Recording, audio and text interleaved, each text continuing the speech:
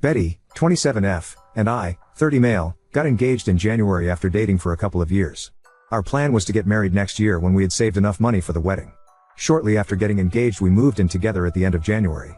In May, Betty was a bridesmaid for one of her friends. I was unable to attend due to my job and the fact it was a 5-day trip. Betty had a great time reconnecting with some of her old friends, but a couple of weeks after she got back she became moody and withdrawn. I was relieved when she made an appointment with a therapist since she hadn't opened up to me about what was troubling her. After about 5 or 6 sessions, she sat me down one Saturday morning so we could talk. Betty had been raised in a very conservative household and had to suppress her desires until she moved out to go to college. Even then, certain ideas she denied and refused to embrace. At the wedding, she was introduced to the wife of one of her girlfriends from college, and it triggered a lot of repressed desires over the days they all hung out before the wedding. She told me she felt romantic and sexual attraction to women as well as men and realized she was bisexual. I told her I was happy she finally felt safe in sharing this with me, and it didn't change how I felt about her. It was a very emotional moment. She asked me how I felt about her exploring her sexuality now that it was out in the open. I said I was open to exploring it with her and possibly having a threesome with another woman to let her have that experience. She wanted a one-on-one experience with another woman and felt she couldn't do that with me present. I told her that sounded more like an affair and something I wasn't comfortable with. I asked her if she wanted to cancel the wedding and maybe separate while she figured out what she wanted to do. She was adamant that was not what she wanted, and she was still very much in love with me and still wanted to get married, but she felt like she had to explore these feelings she was embracing before we settled down together. I asked her if she had done anything inappropriate at the wedding and cheated on me. I asked if she had someone in mind or had been talking to someone since she came back. She admitted to dancing with a girl at the reception and they kissed at the end of the night, but nothing else happened. But she denied talking to anyone or pre-planning anything. She knows this was a lot to throw on my plate all at once, and she didn't expect an answer right away. She just asked that I keep an open mind and keep talking about it. I couldn't promise anything, but I agreed to do some research and talk to a workmate that has an open marriage to see how they cope. I did warn her if I found out she lied or was doing anything behind my back there would be no second chances and I would leave.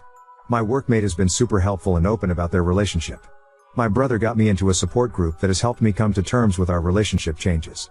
I'm burning my way through my second book and sat Betty down Thursday night to check in and talk about moving forward. I found us a couples therapist, I gave her the book I had finished, and I told her we should postpone the wedding for 6 months and then decide if that's the path we are still on. I was on a roll when she stopped me and asked me if I was planning on dating other people. Like that never occurred to her that I would be dating as well. She kind of shut down after that, barely giving one-word answers when I would ask her something. I think the longest sentence I got was "I just don't know." She has been like that for 24 hours now, like she is lost in a fog. I'm just bracing myself for the inevitable flood of emotions.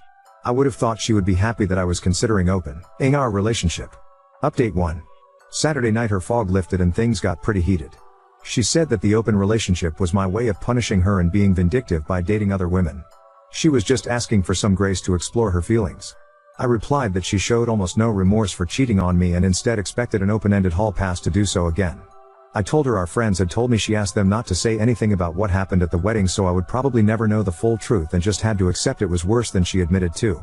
I asked if she thought it was fair to go have sex with other people while I waited by the door like some love-sick puppy who was expected just to wag his tail when she decided to come home and show me some attention. It devolved after that and some hurtful things were said by us both. I finally gave her 3 options if she wanted to move forward. 1. Monogamy, postpone the wedding and go to couples counseling. No experimenting. When we get to a good place, then go ahead with the wedding with a prenup to protect me if she changes her mind and or cheats again. 2. Open relationship, we can both date who we want and she can figure out her sexuality on her own terms. In a year or so we can see if marriage still seems like a good option if we are still together. 3. Full separation, she moves out and we can each be free to live our lives as we see fit. When she decides she wants monogamy with me if I haven't moved on, then we can try option number 1. But it would be a new beginning, not just picking up where we left off. She decided she needed some space to think things out and is going to stay with friends for a couple of days. I told her before she left that if she accidentally cheated while she was gone to not come back except to pick up the rest of her things. This morning I got a text from her, "I'm so sorry." She didn't answer when I asked her what she meant and my call went to voicemail. I'm not going to reach out to her again and I will wait to let her contact me when she is ready. Update 2. Previously my fiancée announced she was bisexual and had made out with a woman at her friend's wedding. On Wednesday, Betty went to her previously scheduled appointment with her therapist and told her what happened between us. Not sure what all was said, but she called me on the way to her friend's house apologizing for some of the things she said and wanted to come home and talk things out. I told her to stay at her friend's house tonight and think about what she wanted, and she could come home Thursday and we could sit down and work things out. On Thursday we met at the house and talked over dinner. We both apologized for getting heated and saying some unfair things to each other. After talking to her therapist and having several conversations with her best friend over the last few days, she has decided not to explore her bisexual urges.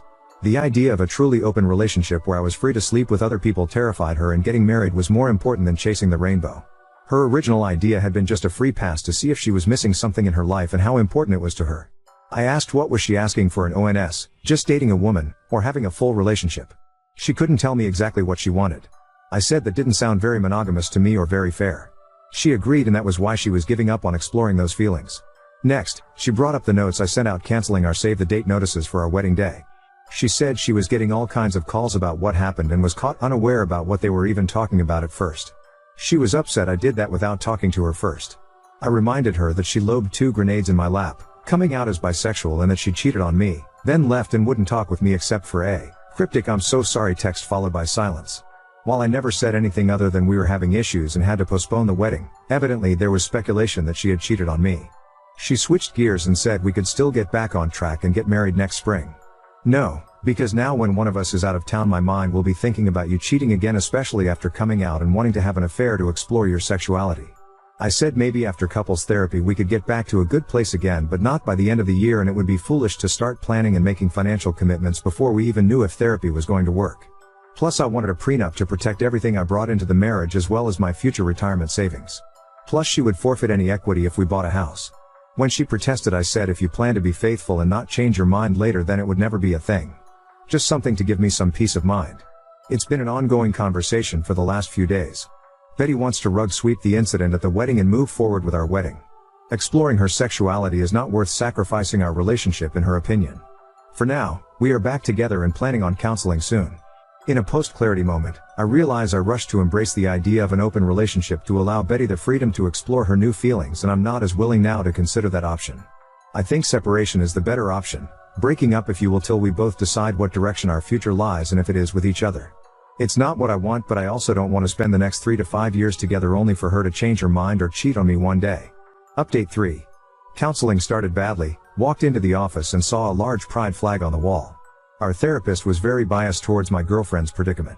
GL, asked right over the cheating and into how I needed to better support Betty's awakening and support her journey to blah, blah, blah. Betty is the one who is confused, and I am not giving her a safe place to explore who she is.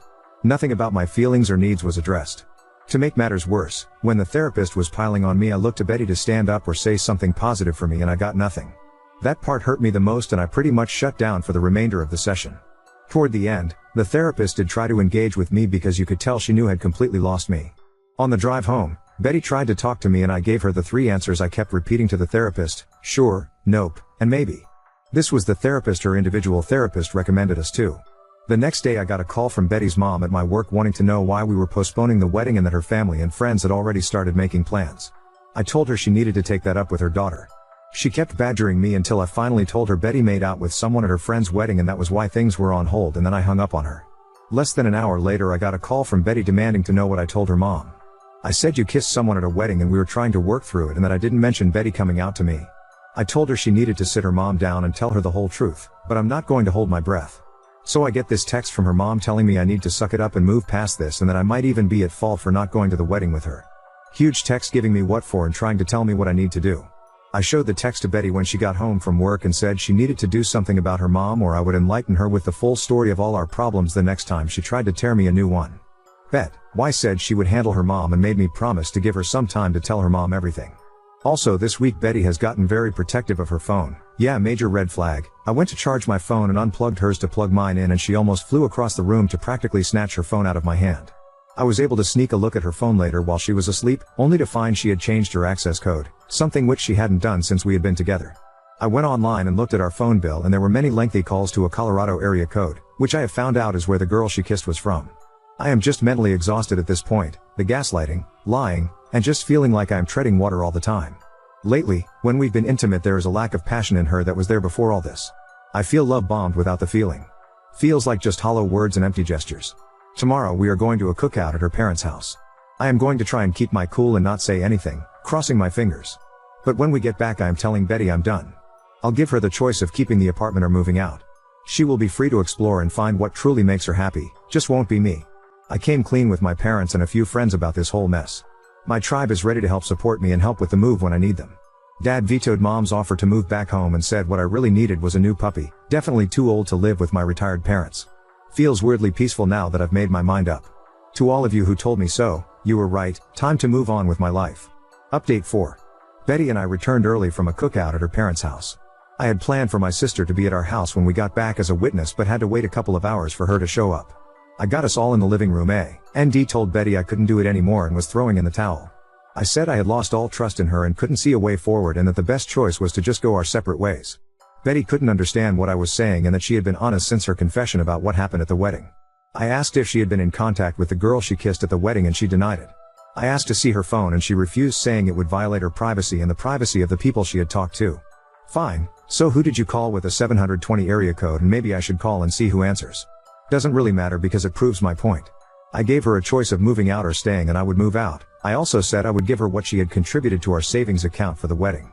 She tried to get my sister to leave or get me alone to talk, but I told her I had been advised to have a witness present just in case. She went from crying to being angry, and after an hour and a half, she finally had a calm conversation about everything. We talked until almost midnight. This morning Betty decided to move back to her parents temporarily and the three of us packed up her things. While we waited for her dad and brother to come get her things, she tried to get me to go to a different counselor and give therapy another chance, but I said it was just a waste of time. I could never trust her again and that was no way to live. Now on to second story. Boyfriend became crazy and deleted my semester's worth of work, then cried for forgiveness while still expecting communication. I, 21F, was dating someone, 21 male, for a year. We hit it off really well when we first started, and at the time I had just gotten out of an abusive relationship with someone else. However, after December of 2022 things were nothing but downhill. My boyfriend at the time had gotten kicked out of his father's house, so he was living with me and my grandmother's house for a short period. Unfortunately, I ended up getting kicked out of there for a lot of things that also happened within my family, so I moved back in with my parents, while my boyfriend moved in with his brother a month or so after. While he stayed with his brother, he got a job at Wendy's, but I noticed that his demeanor towards me started to change rapidly. He would yell at me a lot for defending myself in regards to his friends, would block me anytime an argument took place over silly things, and he even broke up with me before because I had asked him for $50 for laundry, after doing his laundry and my own when we were living together, and other things I did to provide for us both because we were in a dark place. I never understood why he changed or why he acted this way, but this past month and 3 weeks really take the cake. So fast forward to November. We had already gotten back together at this point. He was playing Yu-Gi-Oh! Master Duel with his friends and he was losing. I tried asking him why he was upset, but he got angry with me and then claimed the next day that I was condensing, and because of that we were no longer together. Then later in the month he had asked me to pick him up from work because he had a horrible day, and on my way to him, he said that things have changed since the separation. I only hang around you when I have nothing better to do or I'm bored. After he said that, I was crushed and even decided I didn't want to celebrate my birthday by the time the 27th came. We officially called things off when the Yu-Gi-Oh! Thing took place, but I really told him off after he said that comment, so by my birthday it has been clear that we were broken up. I had a friend in college, 19M, who's the same age as my baby sister. We hit it off and got really close as we're working on my college project for my final. My ex didn't like that at all, going as far as to hack into my Google account 2 nights ago and delete all of my files. Even a late essay I had just turned into to my professor, so he couldn't access the file at all. I was infuriated because he deleted a whole semester's and them sums worth of work. Even my resumes were gone, so I had to contact Google Assistants to get all my files back. Mind you, this is after already having an argument the night before and he getting physical with me to the point where I almost passed out on my staircase because he was choking me. He came to get his stuff the other night and apologized for everything and wouldn't stop crying. I consoled him, but I told him I needed to be away from him and I didn't want to speak to him because this shit hurt, and had I not gotten back my files I would have likely failed my very first semester of college. Now I'd what to do because it hurts a lot, and though he said he understood, he got mad at me for not talking to him yesterday even though he knows he's restricted and blocked everywhere. Update 1. So my ex tried to leak explicit images of me after I left for my trip to North Carolina. I also found out on Christmas, my ex had done things with my cousin and they both lied to me, after I went to my cousin and vented. So there's that little sum up. Currently I'm with someone else, 23 male, and I haven't heard from my ex or my cousin after finding out everything and confronting them. As far as my schoolwork goes, I'm currently doing my spring semester and still trying to pick up the pieces bit by bit, but I've been healing and mentally am in a better situation. Update 2. So I took everyone's advice and I stopped talking to the ex in question. However, a lot has happened in between then and now. My ex couldn't handle us not being together, and decided to not only leak explicit images of me on an old account I used to control. Don't worry, I was able to delete it and kick him out of all accounts he had access to. I had also found out the night before he leaked these videos and photos that he had done it with my cousin, 21F, on Christmas night after she reassured with me and my at the time friend, 19F, that she would talk to him and help me find a middle ground because of his behavior. She knew about him deleting my schoolwork, hacking into my other stuff, and being physically and emotionally abusive towards me. She actually spoke up on me leaving him a few times, and said she was proud when I finally made the move to do so. When I found that she slept with my ex, I confronted her, due to the fact that a few days before this, she had admitted to me that they kissed but swore to me that's all they did and that they just has a few drinks and apologized to me. Obviously that wasn't the case anymore. It's actually pretty funny actually. I was playing Mario Kart with friends and my ex somehow texted me on Snapchat from a different account and his exactly words were, "I'm gonna fuck up your night. Me and your cousin didn't just kiss. We fucked." Cry about it along with a bunch of other colorful words. He also said he was doing this since she had made it clear we wasn't cool anymore. I'd also like to point out that this was during my first vacation, so I was not at home during any of this. When I finally reach home however, my cousin argues with me on Snapchat, essentially trying to justify her actions, and argues with my friend and says disrespectful things about her family, etc. It was a lot. And after that we didn't speak to each other for a couple of months. After this however, give it maybe March or Aprilish, I decided to forgive her and move on from everything for my mental health, but to keep her at a distance due to me not wanting to open up again. She however didn't like that, and insisted that it wasn't fair that I didn't want to listen and how I let my friend slut shame her due to what she did, and refused to understand the point I was making, so it broke out into a all-out war with my ex somehow getting access to one of my alt accounts and telling me to stop talking to my cousin, which let me know they were still talking. So by that point I dropped it altogether. Now months later, my cousin has messaged my Instagram after months of not talking to me, saying she wants to reconcile and says it's unfair that I was willing to drop it and forgive my ex and not her first, even though I did forgive her first and she chose to not listen to me, and basically that because we're family I should be able to reach out and forgive her. I upfront told her that if we were family you wouldn't have did what you did to me and lied to my face. I haven't spoke to her since that day, but she keeps apologizing and telling me she loves me and my friend who I don't speak to anymore. I don't know what to do here. I don't want to talk to her, but I don't want to essentially abandon someone I've grown up with for years. I feel like I have mixed emotions. Update 3. It was really bothering me mentally on how to handle it. To explain why, we aren't cousins by blood, but rather were raised to believe that we were by our parents, so I always kept that loyal regard that we were cousins regardless of the matter, so I still considered her family aside from the fact. It took a lot for me to block her, but I know it's for the best. I have great news. My mother just helped me get a new phone entirely, and since I will be going to college in North Carolina for classes, I won't be using my current phone anymore unless needed. As far as my cousin goes, as I said yesterday, she is currently and still is blocked. Neither she or he has tried reaching out to me, so luckily for that. As for those of you who were asking why I hadn't gotten a restraining order against my ex or anything, the last I heard, he is currently in Maine, so he's nowhere near me, and since he doesn't know where moving to and doesn't know anyone that I currently talk to in North Carolina, I'm honestly sure that I may be fine, but for the extra precaution I plan to look into the matter in the off chance that I run into him at any point, though I honestly doubt that will be the case. I'm currently taking my art major in RCC right now and will continuing to do so and focusing on myself, as I also stated previously.